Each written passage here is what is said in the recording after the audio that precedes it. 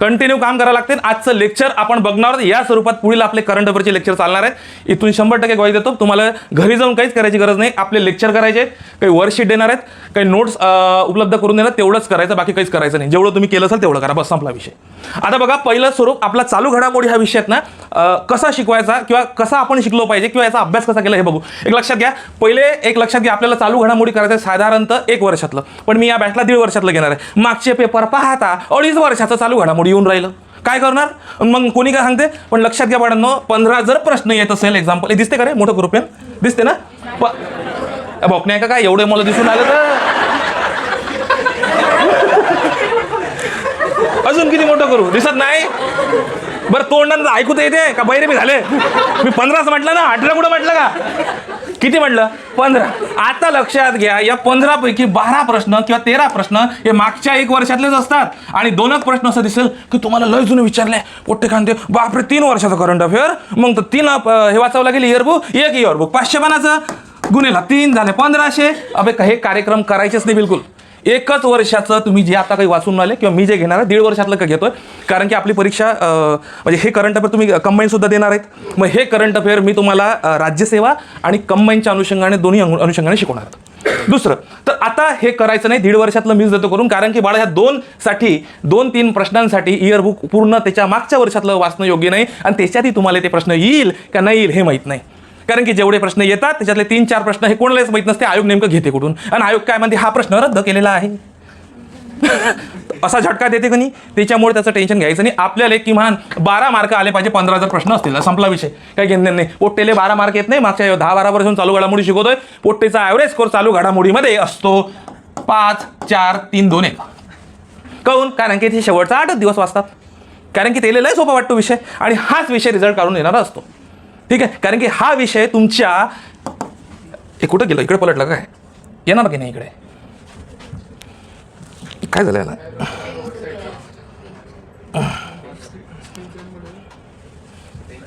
बरं ठीक आहे ठीक आहे.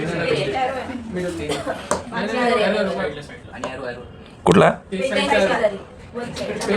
पेनच्या शेजारी का. आता काय करायचं, हे थोडंसं याचं मूव बस. आमच्याकडे रे बेनक्यूज आहे रे, म्हणजे तुम्हाला वाटतं ना हा साला मास्टर लगा लयच BPL वाटतो. आमच्याकडे ना अँड्रॉइड आहे, हा काय हा विंडोज आहे, फरक काहीच नाही आहे, याच्यापेक्षा महाग. पण विषय तो अँड्रॉइड, आपल्या अँड्रॉइड असल्यामुळे समजत नाही. ज्याच्याकडे विंडोज आजकाल ते आहे ना अँड्रॉइड विंडोज, आजकाल 2-4 प्रकार आहेत. लक्षात घ्या, कंटेंट आणि काही प्रश्नांस्वरूपात आपण लेक्चर बघणार आहोत. दुसरं वर्कशीट. आता सर हा वर्कशीटचा काय प्रकार आहेत. आता वर्कशीटचा प्रकार जर बघितला मित्रांनो, लक्षात घ्या, आपल्याला असं लक्षात येईल वर्कशीटमध्ये ज्यांना वाचलेलं बाळा आठवत नाही त्यांच्यासाठी वर्कशीट आहे. आता वर्कशीट काय प्रकार आहे तर लक्षात घ्या, 2 मिनिट ना,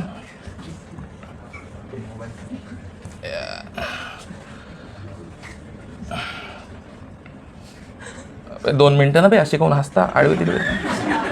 हां मग मी कोणाकोणाला कुठून कुठून हसवं, ध्यान में रखता. बघा लक्षात घ्या, दुसरं वर्कशीट. आता वर्कशीट काय, तुम्हाला आतापर्यंत काय सवय पडली आहे की प्रश्न बघायचे आणि त्याच्या खाली सारी ऑप्शन, एवढी आपल्याला सवय पडली आहे. त्याच्यामुळं काय होते की नाही बा, थोडं वाचून जरी गेलं ना, कारण का प्रश्नाचं उत्तर तर कशात असतं, पेपरमध्ये असतं.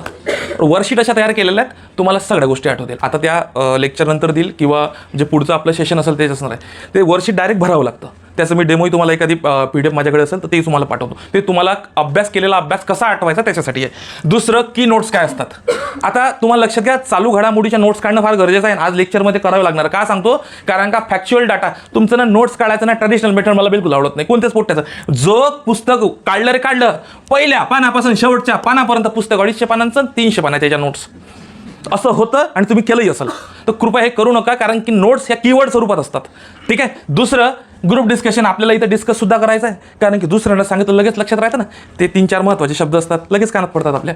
ठीक आहे. त्यानंतर इमेज, जास्तीत जास्त हे इमेजच्याच माध्यमातून शिकवणार आहेत मी, कारण का त्या जास्त लक्षात राहते. तुम्हाला 4 कलर PPT दिसतीलच, तुम्हाला सगळ्या 4 कलर PPT तयार केलेल्या आहेत. तशाच नोट्स मेकिंग, इथं नोट्स कशा बनवायच्या, तसंच 4 कलर PPT आहेत. PY की तू म्हणून सर PY घ्यायला लागते, एका करंट अफेअरचे बाकीच्या विषयाचे प्रश्न आहे का रिपीट येणार आहे बाळा. पण याचा जर अंदाज घेतला नाही का अभ्यास काय करता हे समजत नाही, आणि तो नाही समजला का आपण काही वाचत जातो, मग हा विषय लय कठीण जाते करंट अफेअर. असा करायचा नाही, एकदम सोपा विषय. त्यानंतर प्रेडिक्शन क्वेश्चन. प्रेडिक्शन क्वेश्चन म्हणजे काय लक्षात घ्या, महाराष्ट्र भूगोलचा तुम्ही अभ्यास करता, ओ करताय? एक सोपा प्रश्न विचारू सर. सर महाराष्ट्राची हे किती आहे सर क्षेत्रफळ? काय सर? 30-77 13. सर किती आहे? काय भाऊला टेन्शन येऊन गेलं. मॅडम किती आहे? 307. किती? 307. 307-713. सर हेक्टरमध्ये किती आहे? किती आहे? इंजिनिअरिंग कोणाचं झालेलं आहे? इंजिनिअरिंग कोणाचं झालं आहे? ज्याचा झालं असेल तो बी हार्ड वर्क करणार नाही आता, कारण की इथं कन्वर्ट करावं लागते. राज्यसेवेचे पोटे जास्तीत जास्त इंजिनिअरिंगचेच असते. अबे करा ना हात, मी बी इंजिनियरच आहे. म्हणजे मानलेला. माझ्याला स्वप्न ते इंजिनिअरिंग व्हायचं, पण शक्य झालं. पण आज इंजिनिअरिंगच्या पोटीला शिकवतो. अबे कोण कोण हात वर करा. लाज कोण वाटतं? डिग्री अशी लाजी खाती केली आहे का? टेन्शन नका घ्या. बघा मागे एक प्रश्न आला, तो सोपा प्रश्न. प्रेडिक्शन काय असतं? प्रेडिक्शनची गरज काय लक्षात घ्या. महाराष्ट्राचं क्षेत्रफळ किती आणि 3,07,713 गेलं उडं. पोलीस भरतीला मी विचारतो प्रश्न, त्यांनी विचारलं हेक्टरमध्ये किती आहे. आता ज्याला हे कन्वर्ट करता आलं त्याला समजलं 307 पॉईंट समथिंग आहे. तुम्हाला सांगतो भविष्यात आत्ता लिहून घ्या, तुम्हाला यावर प्रश्न येईल. महाराष्ट्राचं क्षेत्रफळ किती खालीलपैकी, आणि हे तुम्हाला एकरमध्ये विचारलं जाईल. आलं का लक्षात? 770 पॉईंट समथिंग होते, 700 काहीतरी पॉईंट होते. मी पुढे तुम्हाला सांगणारच आहे. ठीक आहे. तर हे प्रेडिक्शन असतं. आणि पोट्टे काय म्हणतात? अरे हे 307 पॉईंट हे तर हेक्टर पुस्तकात दिलेलं नाही आहे. अबे झाकण धुले तेले का? मला सांगा, अधिकारी पाहिजे ना क्लास 1? त्याला शांबळे पोट्टे पाहिजे का? ते पहिलीतले ते घेणार आहेत का? मग तुम्हाला कन्वर्ट करता आलं पाहिजे ना. हे पोट्ट पुरं पुस्तक झांबलून राहिले. साऊदीचं पुस्तक, दीपस्तंभाचं पुस्तक, अजूनही पुरे भूगोलाचे पुस्तक जाणले. मला हे तर कुठंच दिलं नाही. अबे दिलेलं नसतं, हे समजावं लागतं, हे कन्वर्ट करावं लागतं. याला म्हणतं प्रेडिक्शन. हे मुलांना समजत नाही आणि मग पुस्तकं चालत राहतात. हे बघा, ॲज इट इज कुठल्याच पुस्तकातून अशी लाईन आयोग घेत नाही. हे तुम्ही लक्षात घ्या पहिले. तुम्ही हे लक्षात घेतलं तरच तुम्हाला समजेल. नाही तर कसं आहे, नाही सर मग ह्या पुस्तकावर लाईन टू लाईन आता आयोग प्रश्न विचारत नाही. आणि असे जण किती व्यक्ती आहे इथं. आता तुम्ही टेस्ट वगैरे दिले आहेत का? मल्टी लाईनर प्रश्न आला म्हणजे समजा 4 लाईनचा प्रश्न आला आणि सर आम्हाला ना हे 2 लाईन येते किंवा 3 लाईन येते, 1 लाईन येत नाही. आणि मग अशा वेळेस काय वाटते? याचं उत्तर वरीलपैकी सर्व आहे. असे किती जण आहे? सगळेच आहे. किंवा पेपरच सोडलं नाही आहे. अरे वाटते का नाही? वाटणारच ना, कारण की खालचं स्टेटमेंट आलं माहीतच नाही. आणि काय काय पोट्टे असे आहे, हे 3 वाजताना 4थ्यावर आलं की पहिलं काय होतं हे विसरून जातं. आहेच ना. आयोगाचे मल्टीलाईनर जर प्रश्न पाहिले तर असाच प्रॉब्लेम आहे. मग असं काय होतं? कारण की करंट अफेअरनं बाळा आता डायनामिक सोबत स्टॅटिक घडामोडी जोडून देतं. आणि आपल्याला ह्या स्टॅटिक घडामोडी करत नाही, कारण की तुम्ही रेग्युलर जो पेपर वाचता, लोकसत्ता वाचत असेल, कोणी सकाळ जे काही आहे पेपर वाचत असेल, या पेपरमध्ये स्टॅटिक सहसा नाही आहे. तेवढीच महत्त्वाची न्यूज येते. कालची महत्त्वाची न्यूज कोणी सांगू शकतात? कालची निधन झालं एका महत्त्वाच्या व्यक्तीचं. मनोहर जोशी आपले सर कितवे मुख्यमंत्री होते महाराष्ट्राचे? का 13 होते सर? बरं, लोकसभा अध्यक्ष होते का? किती होते? 13 होते. बघा लक्षात घ्या, आता तुम्हाला हे 2-4च तुम्हाला काय आलं पेपर लिहायला, पण त्यांच्याबद्दलची डिटेल माहिती तुम्हाला हे नेटवरच सापडेल. कारण का आयोग स्टॅटिकवरच प्रश्न विचारून आला. आलं का लक्षात? आता कुठला एखादा घटना जर घडली तर त्याचं स्टॅटिक पाहिजे ते कुठेतरी, आणि त्या संदर्भात प्रश्न विचारते. मागं तुमचं पॉलिटी वगैरे झालं, विधान परिषद विधानसभा वगैरे. लक्षात घ्या, मागे एक मला वाटतं 2-4 वर्ष अगोदर ओडिसाच्या विधानसभेने तिथं विधान परिषद करायची बा हे ठराव केला होता. पेपर पाहिला असेल. आणि खालच्या 2 स्टेटमेंट काहीतरी होत्या, स्टॅटिकच्या विचारल्या होत्या. म्हणजे असं विचारलं होतं की भारतामध्ये या राज्यात बा विधान परिषद आहे आणि या 2 राज्यामध्ये विधान परिषद होण्याची काय असं काहीतरी स्टेटमेंट होतं ते. आणि खालचं स्टेटमेंट स्टॅटिकचं होतं, ते पॉलिटिकलं होतं, जे न बदलणारं होतं. स्टॅटिक न बदलत नाही, पण मुलांना आलं नाही कारण की मुलं करून जात नाही. मुलं पॉलिटिकच्या वेळेस फक्त आपलं लोकसभा, राज्यसभा, राष्ट्रपतीपर्यंत संपलं म्हणते. मुख्यमंत्री नाही, काही नाही, लोकसभा, विधानसभा नाही, विधान परिषद नाही. त्यामुळे अशा स्वरूपाचे स्टॅटिकचे प्रश्न डायनामिक सोबत जर आले तर तुमचे 100 प्रश्न चुकणार आहेत. मग त्यामुळे लक्षात घ्या, आपल्याला हे स्टॅटिक डायनामिक सोबत स्टॅटिक कसं जोडायचं हे सुद्धा आजच्या लेक्चर्समध्ये बघू. दुसरं हे झालं. आणि शेवटचा बाळा रिव्हिजन. तर काळजी करू नका, एक 60 तासांचं आपलं मॉड्यूल आहे. किती? 60 करंट अफेअर. 60 तासामध्ये किती घडामोडी घेणार आहोत आपण? 1.5 वर्षातल्या 450 घडामोडी आपण कव्हर करणार आहोत. किती? 450. 2000 घडामोडी आहेत, पण 2000 घडामोडी करून आपलं जमत नाही. रोज असे पोरं असतात ते दिवसभर मी त्याला करंट अफेअर वाचलं तर कमीच पडतात. तुम्ही पाहिले असेल, तुम्ही लायब्ररीमध्ये जात असाल, एक जण दिवसभर पेपर वाचणारे असे पोट्टे पाहिले तुम्ही. तसं करायचं नाही. 450 घडामोडी मी कव्हर करून देणार आहोत. पहिले टॉप 200 घडामोडी घेणार आहोत. त्याच्यावर प्रश्न काय येऊ शकतात, त्याचं प्रेडिक्शन, आणि तुम्ही ते कसं लक्षात ठेवायचं काय काय. आणि हे जे सगळं कंटेंट आहे हे माझं नाही आहे. म्हणजे करंट अफेअर काय कोणाचं नसतं, ते कुठून तरी घेतलेलंच असतं. फक्त संकलन. कारण फक्त काय आहे की याच्यामध्ये आपल्याला प्रेडिक्शन करता आलं पाहिजे. आणि मी ह्या गोष्टी कुठल्याच पाठ करत नाही, कारण मला परीक्षा द्यायची नाही. परीक्षा कोणाला द्यायची आहे? तुम्हाला. काही ट्रिक्सचा वापर केला आहे, काही हिंदी वेबसाईट आहे, याच्यातून सगळं कलेक्शन करून सगळा डाटा तुमच्याकडे मांडण्याचा प्रयत्न केला आहे. ठीक आहे, तर आज आपण आपलं पहिला टॉपिक अतिशय महत्त्वाचा आयोगाचा लाडका टॉपिक आहे. थांबा ना बाबा, लिहायला काय घेता लगेच हतियार काढते. मी सांगतो ना कसं बनवायचं तर नोट्स. कुठं जायचं आहे आपल्याला, नाही जायचं 11 बरोबर इथंच आहे, झाले रस्ता नाही. ठीक आहे, तर काही काळजी करू नका. नोट्स कशा बनवायच्या मीही सांगतो, टेन्शन घेऊ नका. हे मागचे पोट्टे थोड्या क्लासमध्ये यावे. हे हात की हलव झोपले का नाही मागच्या मागं झाले काय. बघा, आयोगाचा आवडता प्रश्न आहे हा. एवढा आवडता आहे का तुम्ही जर मागचे पेपर पाहिले तर तुम्हाला याच्यावर 80 ते 90% प्रश्न दिसतील. मागचे जर तुम्ही कंबाईन आणि राज्यसेवा दोन्ही पेपर काढा, किमान 4 ते 5 प्रश्न हे पुरस्कारावरच आहे. आणि मग विचार करता चालेल, पुरस्कार जर पाहिले तर पुरा आंतरराष्ट्रीय, राष्ट्रीय, प्रादेशिक 90 पुरस्कार आहे टोटल. मग 90 पैकी सर 90 करायचे काय लक्षात राहील? काही करू नका, मी जेवढं सांगतो तेवढंच करा. आता बघा, एक नोबेल पुरस्कार, ठीक आहे, अतिशय महत्त्वाचा आंतरराष्ट्रीय. आता लगा लेक्चरच्या अगोदर आपण सगळे कीवर्ड बघणार आहोत की जेणेकरून ज्याच्यावर आपल्याला प्रश्न येतील. ते काय झालं तिकडे, कबूतर तर नाही आलं, काय आलं? टी व्ही आहे का तिकडे? अच्छा, स्क्रीन आहे का तिकडे? मी म्हटलं असे का पाहताय मग, मी म्हटलं असे खाऊन पाहून आले हे. हां, म्हटलं याची चमक जिमक तर नाही भरली, पण चमक तर एकाची भरण, म्हटलं 4 जणांची चमक कशी काय भरण अशी. असं सांगा की मला का माहिती तिकडे स्क्रीन आहे का काय. लक्षात घ्या, पहिला प्रश्न, नोबेल पुरस्कार विजेते आणि त्यांचे देश. 6 क्षेत्रातला पुरस्कार आहे. बरेच वेळा यांचे प्रेडिक्शनचे प्रश्न तुम्हाला सांगतो. आतापर्यंत विचारला जाईल तर पहिले प्रश्न विचारत होते की अर्थशास्त्रातील नोबेल पुरस्कार कोणाला मिळाला आहे. मग तिच्यानंतर त्यांनी काय वाढवली, त्याचा लेवल वाढवली, साईज नाही वाढवली. अरे काही बी सांगतो का कोण होय साईज मला, साईज कशी काय वाढवली, कोण होय साईज नाही, लेवल वाढवली त्याची. तुम्ही कोणत्याही गोष्टी कुठे आणणार आहो. ठीक आहे, बघा लक्षात घ्या, तुम्ही ना झाल्यावर दुसरा अर्थ घ्यायचा नाही, अभ्यासाचं घ्यायचं. बघा घ्यायचं म्हणजे बघा, नोबेल पुरस्कार कार्य, बरं कार्य सोडलं अजून लेवल वाढवली, नाही लेवल नाही, कोण साईज वाढवली.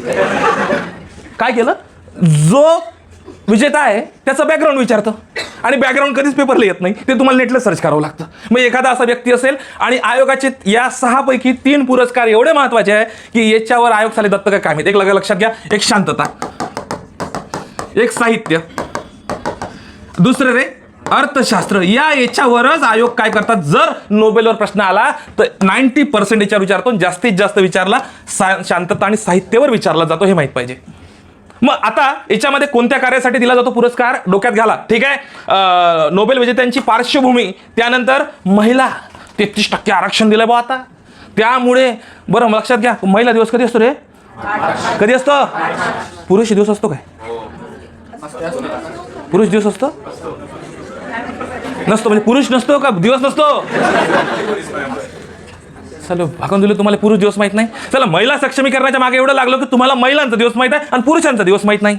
कधी असतो, 19 नोव्हेंबरला असतो. किती जणांनाही माहीत नव्हतं आंतरराष्ट्रीय पुरुष दिवस असतो. जसं 8 मार्चला काय असतो, 14 फेब्रुवारी तुम्हाला माहीत आहे, म्हणले का माणसाचा दिवस तर माहीत पाहिजे ना, बरोबर आहेत की. बघा लक्षात घ्या, त्यानंतर नोबेल पुरस्काराची सुरुवात, इतर पुरस्कार, नोबेल पुरस्कार विजेते भारतीय. आता हे भारतीय जे आहे हे स्टॅटिक स्वरूपाचे आहेत. हे जी PPT आहे हे क्लिअर दिसतंय का तुम्हाला मागपर्यंत, कारण की इथं थोडीशी बुरकट दिसते, क्लिअर दिसतंय, येस. त्यानंतर नोबेल पुरस्कारावर इतर माहिती.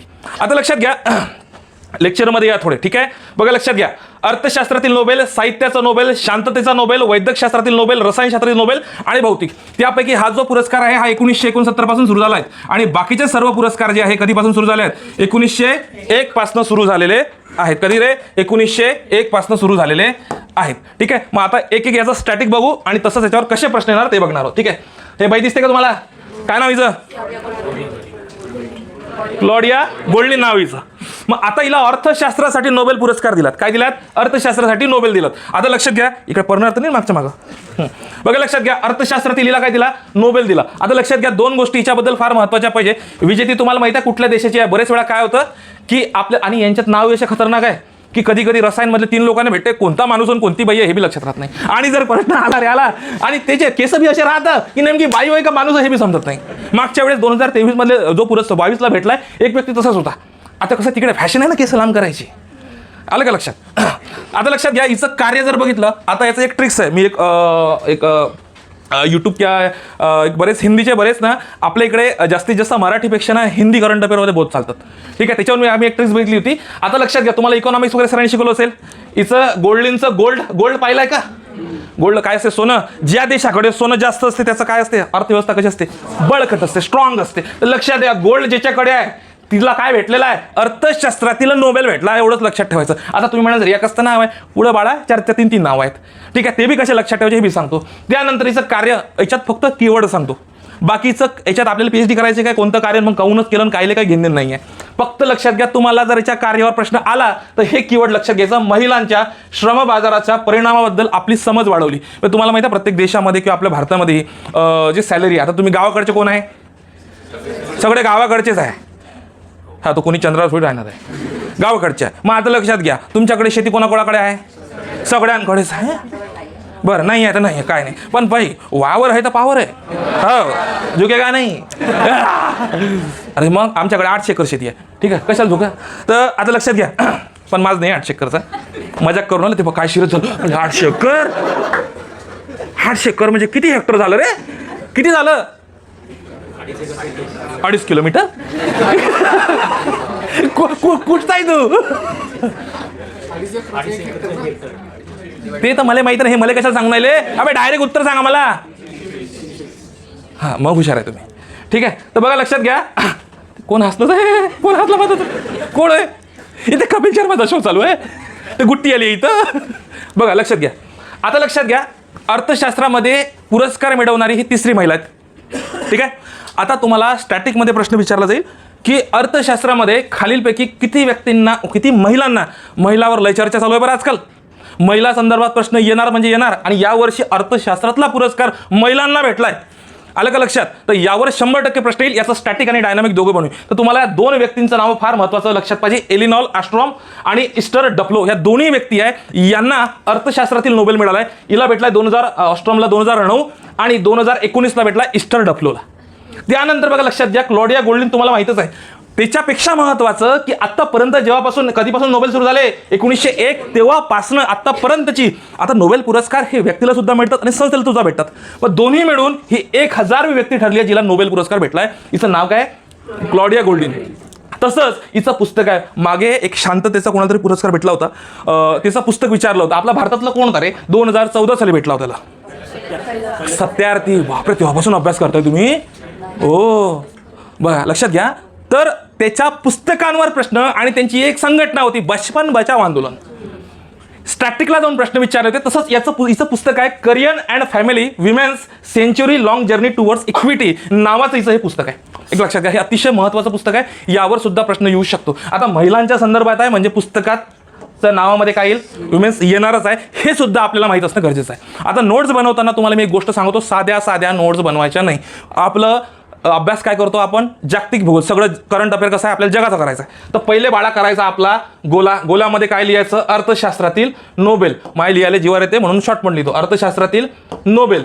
आता काय करायचं? याला इकडे आरो मारायचे. नाव काय राहायचं? काय नाव आहे? कोणत्या कार्यासाठी भेटला? मी कीवर्ड सांगितलं, महिलांच्या श्रम बाजार, एवढंच लिहा, बाकी लिहायचंच नाही. त्यानंतर किती व्यक्ती आहे जिंकणारी अर्थशास्त्रातली? पहिले 2 कोण होत्या? एकूणातली कितवी आहे? हिचं पुस्तकाचं नाव काय? हा, बरं, आलं लक्षात, आलं. या कुठल्या देशाची आहे? अमेरिका.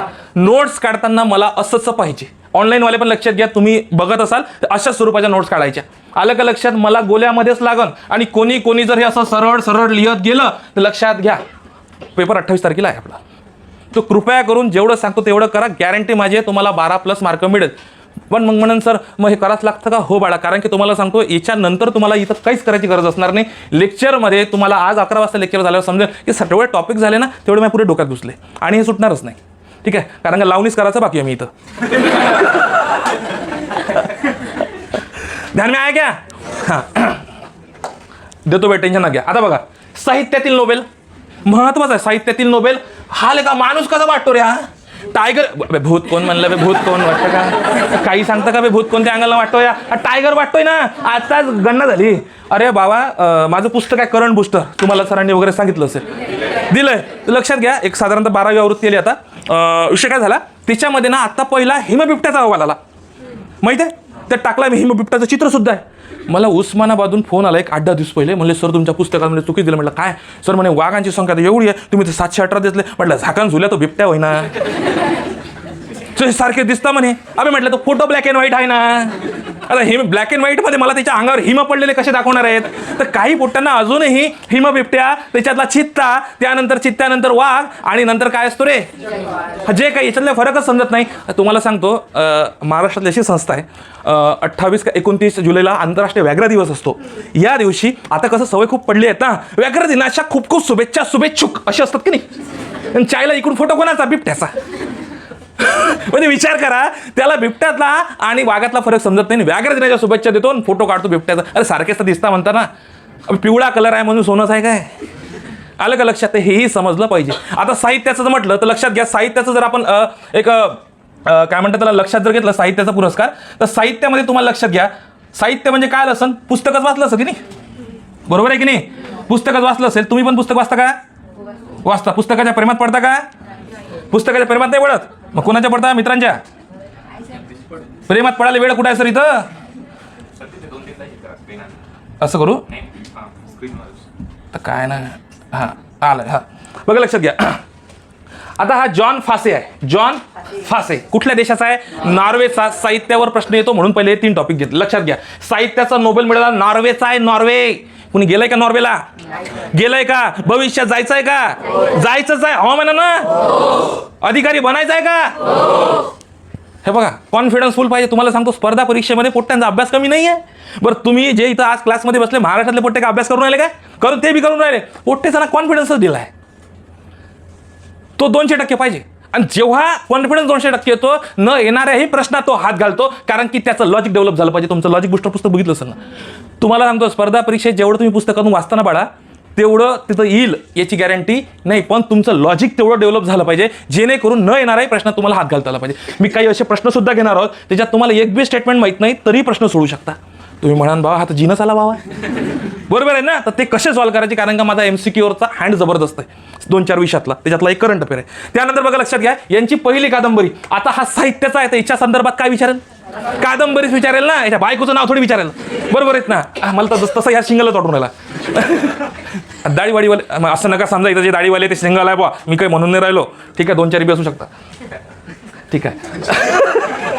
त्यांचे प्रमुख पुस्तकं. आता असा प्रश्न आला होता 2018 का 17ला एक साहित्याचा कोणाला तरी नोबेल भेटला होता आता फक्त, आणि त्यांनी खालीलपैकी कोणत्या साहित्याचं किंवा कादंबरीचं लिखाण केलेलं असं विचारलं होतं आणि हे आपण करून जात नाही. तर लक्षात घ्या याची पहिली जी कादंबरी रेड ब्लॅक हे एक महत्त्वाचे प्रश्न आला तर यावर इम्पॉर्टंट हा आपला प्रेडिक्शन क्वेश्चन आहे. त्यानंतर close guitar morning and evening. ठीक आहे. बाकी मी बरेच दिलेले आहे दिसते, पण मला रेड ब्लॅक क्लोज गिटार आणि मॉर्निंग अँड इव्हनिंग. बघा लक्षात घ्या आता आपल्याला जर याचे पुस्तकं 6 असेल बाळा तर 3च पुस्तकं लक्षात ठेवणं गरजेचं आहे. 6 पुस्तकाच्या डोक्याच्या मागं जायचं नाही. ऑप्शन येतात ना कधी त्याच्यात, मग याचं डोकं लावायचं नाही. बरेच वेळा इतिहासात पोट्टे विचारतात ते जहाळ आणि मावळ आहेत ना, कसे लक्षात ठेवायचे. हा जहाल जर माहीत असलं तर मावळ कशाला पाठ करावं लागते. हे डोकं लावा तुम्ही, नाही तर ते 6च्या 6 लक्षात सॉरी एवढं कसं लक्षात ठेवायचं बाळा. याच्यातले 2 जरी माहीत पाहिजे. पण पहिली कादंबरी याच्यातली कुठली आहे तर रेड ब्लॅक. आता साहित्याचे नोबेल बघा सोबत सोबत मी मुख्य परीक्षाचाही घेतो, म्हणजे तुम्हाला कंबाईनला मुख्य परीक्षालाही कसे प्रश्न, राज्यसेवेला तर थोडासा डिफरन्स असतो चालू घडामोडीमध्ये. आता आपण पूर्व आणि कंबाईनचं मुख्यच्या स्वरूपात घेतो. अशा स्वरूपाचे प्रश्न 20, 21, 22, 23 साहित्याचं नोबेल पुरस्कार असं विचारतील. 21, 22, 23, 24 जोड्या लावामध्ये. त्याला मागच्या 23चं माहित नाही तर तो म्हणेल साला मी तर 21, 22 मध्ये स्पर्धा परीक्षेची तयारी पण नव्हतो करत. असं होते ना. पण आयोगाचा पॅटर्न असाच आहे प्रश्न विचारण्याचा. तुम्ही मुख्य परीक्षेचे पेपर बघा तुम्हाला अशा स्वरूपाचे प्रश्न दिसतील. किंवा आत्ता आपण कितवा दिवस प्रजासत्ताक दिवस साजरा केला 75वा, तर ते विचारतील मागच्या 4-5 वर्षाचे जे प्रमुख पाहुणे आले आहेत ते विचारतील जोड्या लावामध्ये. हे मुख्य परीक्षेला येतात बाळा, आणि तेव्हा आपल्याला कळतं की आपला 1 मार्क गेला.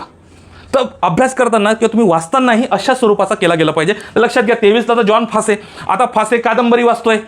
तुम्ही प्रेमात जेव्हा पडता तुम्ही फसता की नाही, आणि नाही फसत आनंद आहे.